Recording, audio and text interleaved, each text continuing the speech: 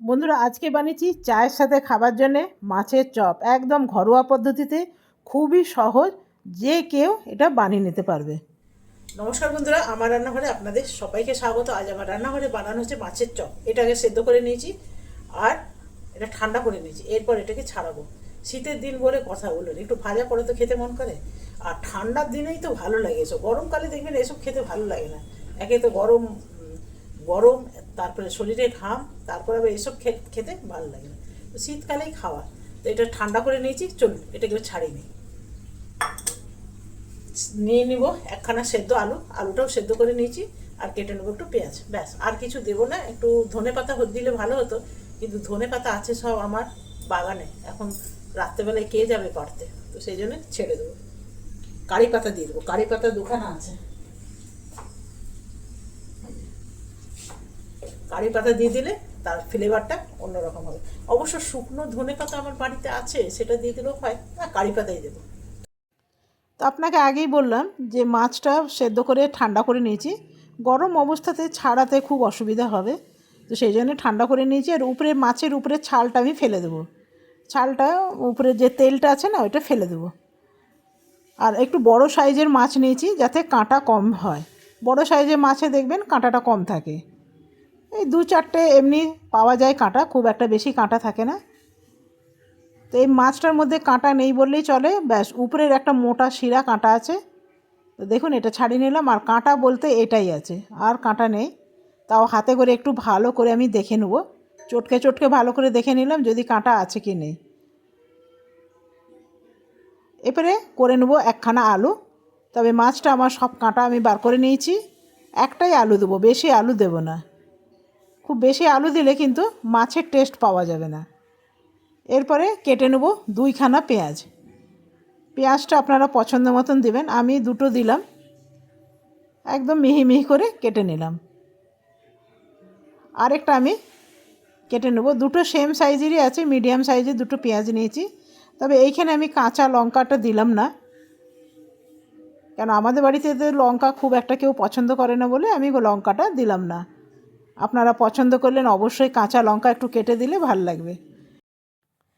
তবে কারি পাতা, ধনে পাতা আর পুদিনা পাতা, তিনটের গন্ধই কিন্তু একদম আলাদা। কারি পাতা দিয়ে দেখবেন কখনো, তার গন্ধটা একদম অন্যরকম থাকে, খুবই ভালো লাগে। আবার আমি একবার পুদিনা পাতা দিয়ে করেছিলাম, জানেন, ভীষণ ভালো হয়েছিল, ভীষণ ভালো। সবথেকে ভালো লেগেছিল আমার পুদিনা পাতা দিয়ে যে করেছিলাম, সেটাই ভালো লেগেছিল। তো এরপর দেবো আমি একটু বাঁধাকপি। খুব কম দিলাম, 1 মুঠোর মতন বাঁধাকপি দিলাম এখানে।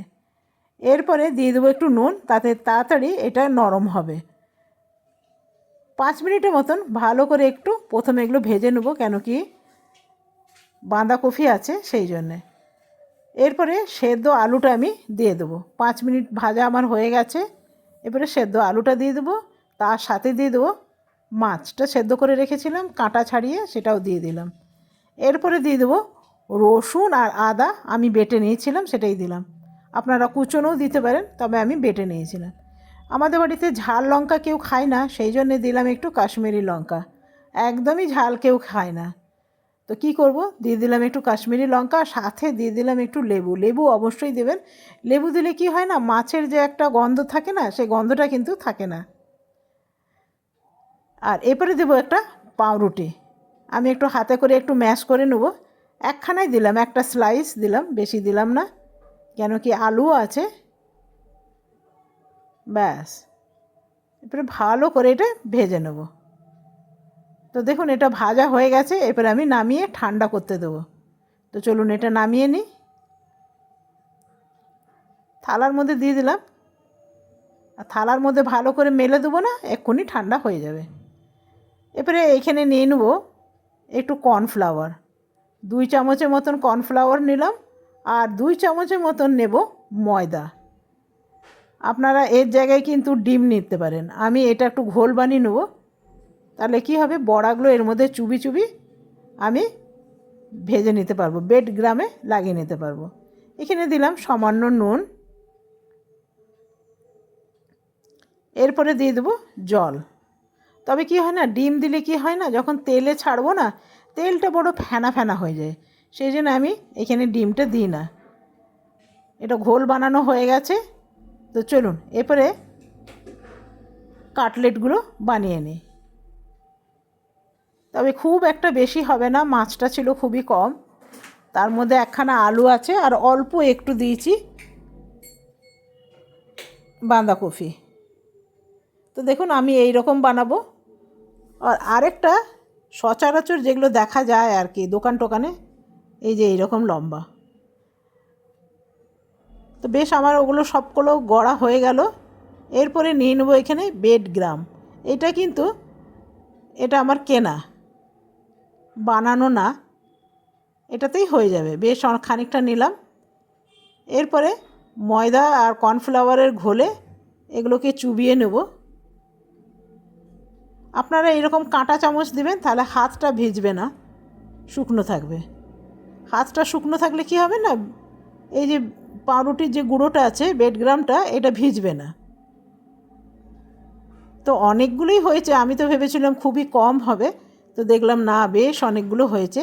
তবে কি জানেন তো, কেনার চেয়ে বাড়িতে আপনি বানাবেন তো সেটা অনেক ভালো হবে। বাড়িরটা বাড়ির মতনই হবে, বরং আরও খেতে ভালো হবে। আপনার পছন্দ মতন এখানে জিনিস দিতে পারবেন, আপনার মাছ কতটা আছে সেটা আপনি দেখতে পারবেন।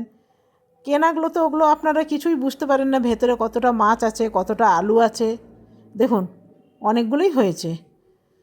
তো চলুন এগুলো ফের গরম তেলে দিয়ে দেওয়া যাবে। তবে প্রথমে আমি গ্যাসের ফ্লেমটা হাই করে এটা লো করে দিয়েছিলাম, লোয়েতে কিছুক্ষণ ভাজা হোক। বন্ধুরা আজকে আমাদের জানি না কেন বিকেল থেকে কারেন্ট নেই, তো একটুখানি পুরো ঘর অন্ধকার, ইনভার্টারে চলছে। কি খারাপ হয়েছে বললো, আসবে বলছে একটু লেট হবে। তো আমি এগুলো একটু নেড়ে দিই। একদিকটা ভাজা হয়ে গেছে, প্রথমে গ্যাসটা একদম লোতে করে দিয়েছিলাম, তারপরে একটু জোরে করবো, তাহলে ভেতর অবধি খুব সুন্দর কুড়মুড়ে হবে। আর এইদিকে বসিয়ে দিয়েছি চা, এই যে চা হচ্ছে। তো এগুলো দেখুন একটা পিঠ ভাজা হয়ে গেছে, এবারে আমি উল্টে দেবো।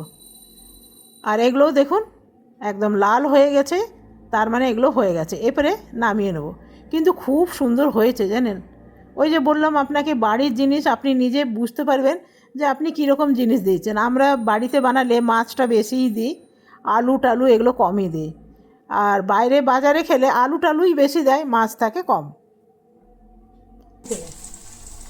ঋষি বানালো চা।